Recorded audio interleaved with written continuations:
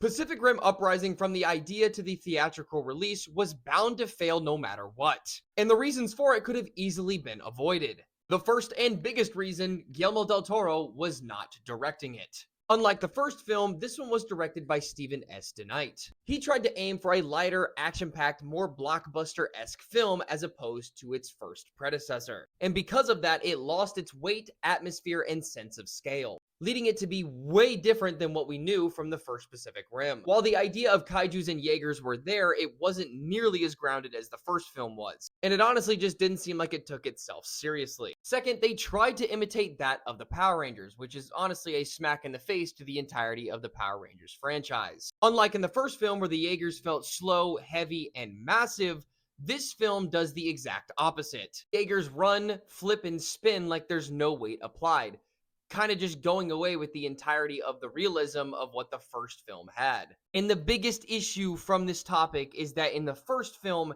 every single punch felt like it had weight behind it. In this film, there was nothing along those lines. Another issue is that of the tone. The original felt dark, grounded, and apocalyptic, almost like there were stakes. Uprising just leaned into jokes, quips, and teenage movie-based vibes, which basically threw everything off. And on the topic of that, the drift was turned into an absolute joke. The drift in the first film was meant to be intimate, traumatic, and risky, but here, just teens can do it because they can. Mental compatibility was very vital to being able to work a Jaeger, but teen cadets in this movie just drifted with ease, and the emotional and psychological consequences are barely even explored. Another issue is the lack of emotional connection. Unlike with the first film, you actually connect with these characters, realizing that loss is very much possible when it comes to piloting these Jaegers. In Uprising, there is no strong emotional tie to any character. If they die, it's just Even the deaths of these characters felt rushed and meaningless. And lastly, the studios, both Legendary and Universal, were at wit's end, wanting to cater Uprising to a younger audience, completely disregarding the fact that what made Pacific Rim was that it was garnered to not just kids, but also adults. But honestly, mainly adults rather than kids. Realistically, everything about this film felt like a byproduct of the first film. While the first film was a passion product, this one was just